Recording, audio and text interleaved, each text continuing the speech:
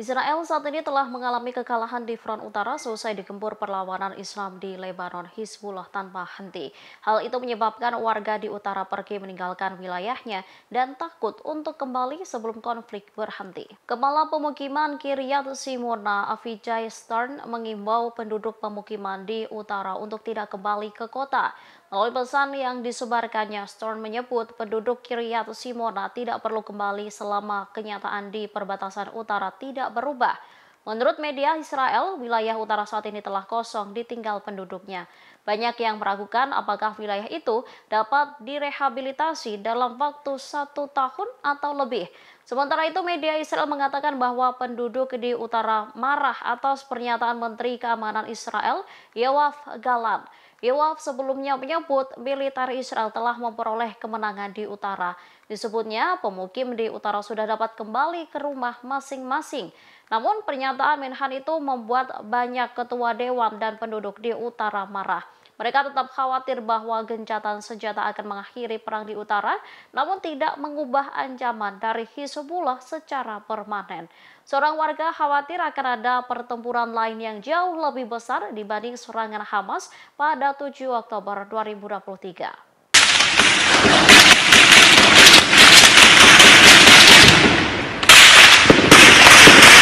Dua militan Palestina melakukan perlawanan terhadap militer Israel yang coba merangsek masuk ke tepi barat.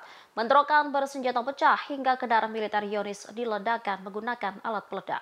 Batalion Jenin menghadapi pasukan pendudukan Israel yang menyerbu kota, Kem, dan sekitarnya. Ini menjadi operasi terbesar sejak awal pertempuran banjir Al-Aqsa. Brigade Al-Hassam dan pasukan perlawanan di Jenin mengumumkan konfrontasi mereka dengan pasukan pendudukan. Sayap militer Hamas itu terlibat dalam bentrokan bersenjata dengan tentara pendudukan. Bahkan mereka menghujani Zionis dengan peluru dan alat peledak berdaya ledak tinggi. Sementara itu, Brigade Martir Al-Aqsa menegaskan bahwa mujahidinnya akan terus menargetkan pasukan pendudukan yang menyerbu Jenin dan Kemnya. Penyerangan akan dilakukan hingga pengepungan berhasil dipatahkan.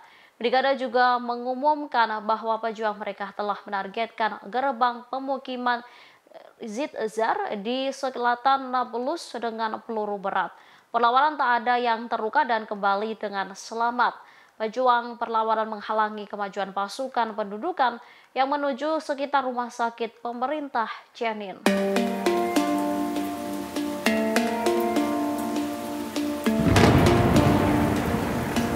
Terjadi perselisihan di dalam pemerintahan Presiden Amerika Serikat Joe Biden saat konflik Israel dan Hamas tak kunjung menemui titik terang. Perselisihan itu muncul setelah seorang pejabat tinggi CIA memposting gambar pro-Palestina di akun media sosialnya. Gambar pro-Palestina itu diunggah 2 minggu setelah peluncuran operasi banjir Al-Aqsa dan agresi Israel di Gaza. Pejabat CIA tersebut merupakan wakil direktur CIA untuk analisis. Ia mengubah foto sampul Facebook-nya pada 21 Oktober 2023. Terlihat seorang pria mengibarkan bendera Palestina yang menandakan sikap solidaritas terhadap Palestina. Insiden tersebut memicu kebingungan di kalangan pejabat. Pasalnya, mengunggah gambar politik secara terang-terangan di platform publik adalah tindakan yang sangat tidak biasa bagi seorang pejabat senior intelijen. Kekhawatiran lain muncul di beberapa tingkatan oleh mantan pejabat intelijen Amerika Serikat lantaran CIA memiliki hubungan yang kuat dengan intelijen Israel. Dalam postingan lainnya, pejabat intelijen senior tersebut mengunggah foto selfie di Facebook dengan stiker bertuliskan "Bebaskan Palestina". Hal ini terjadi ketika timbul perselisihan antara pejabat di dalam pemerintahan mengenai tugas Presiden Amerika Serikat Joe Biden untuk menekan Israel agar melakukan gencatan senjata di jalur Gaza. Meskipun demikian, para pejabat senior mengadakan sesi dengar pendapat dengan staf Gedung Putih, Departemen Luar Negeri, dan lembaga-lembaga lainnya. Tujuannya untuk memahami dan mencoba meredakan kekhawatiran mereka mengenai pendekatan Presiden.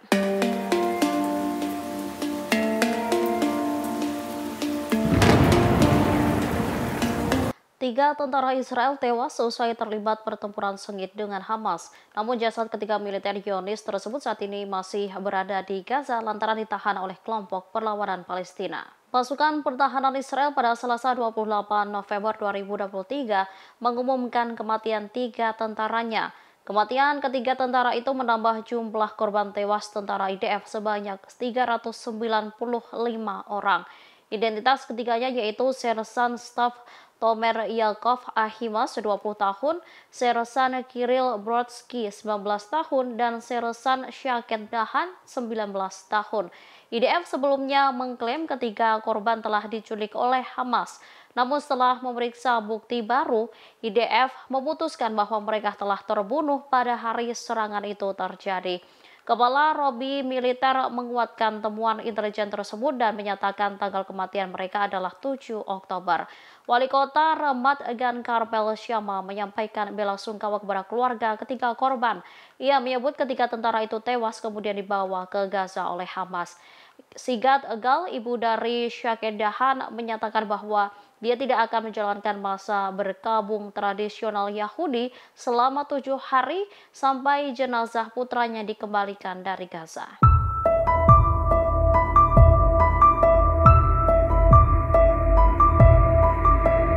Tahanan laki-laki dan perempuan Israel yang dibebaskan oleh kelompok perlawanan Palestina mengungkap pengakuan yang bertolak belakang dengan media Zionis.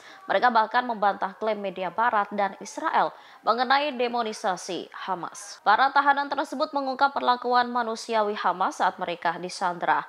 Kesaksian tersebut merupakan pukulan telak terhadap upaya Israel untuk mendistorsi citra gerakan Hamas. Bahkan pengakuan itu mengungkap kebohongan dan kepalsuan klaim Israel mengenai kondisi para tahanan tersebut. Kondisi tahanan Israel di Gaza ini berbeda dengan apa yang dialami para tahanan Palestina di penjara-penjara Israel. Dilaporkan warga Palestina yang disandra Israel mendapat perlakuan kurang baik. Melihat kondisi itu, para ahli mengatakan bahwa Hamas sekali lagi berhasil mengungguli Israel, baik di bidang penyanderaan maupun perang psikologis di tingkat internal dan internasional. Analis Al-Mayadin untuk urusan Palestina dan regional, Nasir Al-Laham, mengatakan sensor militer Israel sepenuhnya mengontrol media sebagai mesin hasutan. Hal yang sama juga diungkapkan analis Al-Mayadin untuk urusan Eropa dan internasional, Musa Assi. Ia membenarkan bahwa ada keputusan yang diambil oleh media Barat, khususnya media Eropa, untuk mengadopsi narasi Israel. Ada persamaan yang diikuti oleh media Barat yang di satu sisi menunjukkan Israel seolah-olah dia adalah pahlawan yang melenyapkan Hamas, sehingga perlawanan terpaksa meminta gencatan senjata dan membebaskan para tahanan karena tekanan militer Zionis.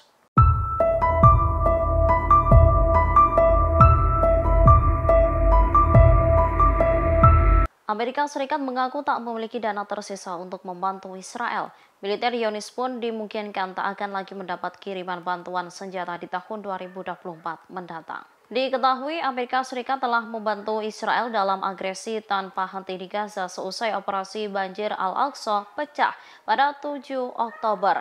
Departemen Pertahanan telah mengirimkan kelompok penyerang kapal induk tambahan, pertahanan udara, jet tempur, dan ratusan tentara ke Timur Tengah. Tujuannya untuk mencegah situasi meningkat menjadi perang regional. Namun Pentagon saat ini mengaku tidak mampu mendanai pembangunan tersebut. Pembiayaan sementara pemerintah federal juga mencakup militer dan hal ini membekukan pengeluaran pada tingkat yang sama seperti tahun sebelumnya. Karena pemindahan personel di Timur Tengah tidak direncanakan, Pentagon terpaksa menarik dana dari rekening operasi dan pemeliharaan yang ada. Disebutkan baik proposal anggaran dasar maupun permintaan tambahan tahun fiskal tahun 2024 tidak memuat pendanaan untuk misi Amerika Serikat Israel.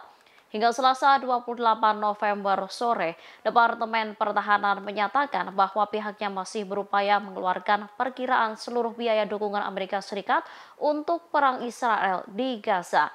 Departemen Pertahanan kini semakin tegang karena Amerika Serikat sendiri mendanai 2 perang sekaligus, yaitu Ukraina dan Israel.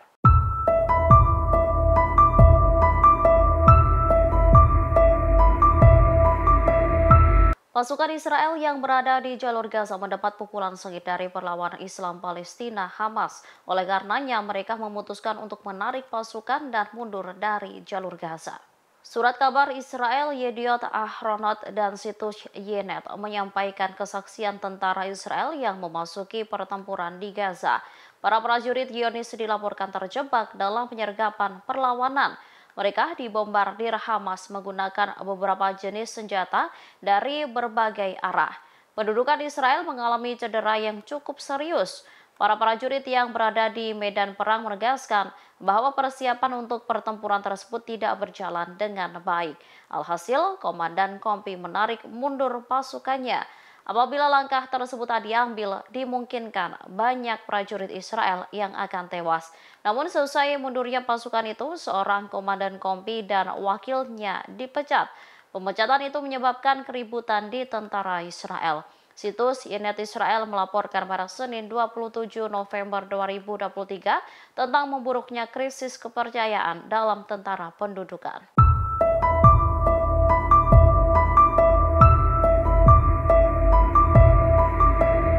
Serangan Hamas di jalur Gaza membuat militer Israel putar balik. Tentara Israel di medan perang mengakui bahwa serangan yang diluncurkan perlawanan di Palestina bak neraka. Para prajurit yang terjebak dalam penyergapan perlawanan mengatakan bahwa mereka menerima api neraka dari semua sisi. Mulanya mereka percaya diri dengan segala persiapan yang mereka lakukan untuk merangsek ke jalur Gaza. Tentara Israel memperkirakan jumlah pejuang yang diterjunkan sedikit. Namun tiba-tiba tembakan neraka ditembakkan ke arah posisi militer Israel. Zionis menyebut mereka dihujani serangan mulai dari senapan mesin, senjata ringan, dan granat berpeluncur roket.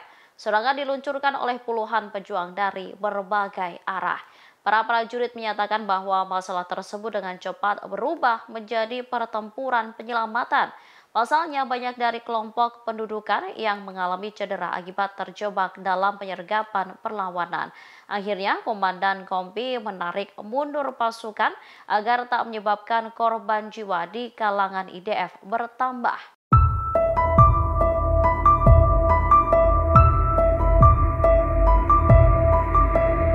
Para jenderal militer rezim Zionis yang bertugas di medan tempur mengancam Perdana Menteri Israel Benjamin Netanyahu untuk melakukan pemberontakan. Mereka mengaku enggan diperintah menggempur Gaza lagi jika gencatan senjata sementara ini sudah berakhir. Pemberontakan ini dilaporkan oleh Yoav Zeitun, koresponden surat kabar Yediot Ahronot pada Rabu 29 November 2023 di akun X-nya. Dijelaskannya, jenderal-jenderal militer Israel mengancam akan melakukan pemberontakan jika perang di Gaza berlanjut. Menurutnya, terdapat pertentangan besar di antara lingkaran pengambil keputusan Israel terkait serangan-serangan yang dilakukan di Gaza. Menteri Pertahanan Israel Yoav Gallant sendiri ingin mengerahkan segala upaya untuk melenyapkan Hamas. Namun para pejabat tinggi militer dan jenderal-jenderal yang bertugas di medan tempur dinilai lebih tahu kondisi di lapangan. Mereka lantas menolak melaksanakan perintah terkait segala penyerangan di Gaza. Sebelumnya, Kepala Staf Gabungan Angkatan Bersenjata rezim Zionis sudah memperingatkan berlanjutnya konflik dan dampak-dampak berbahaya konflik itu bagi militer Israel. Menurutnya, berlanjutnya serangan hanya akan membawa kerugian yang besar di kalangan militer Israel. Download Tribun X sekarang, menghadirkan lokal menjadi Indonesia.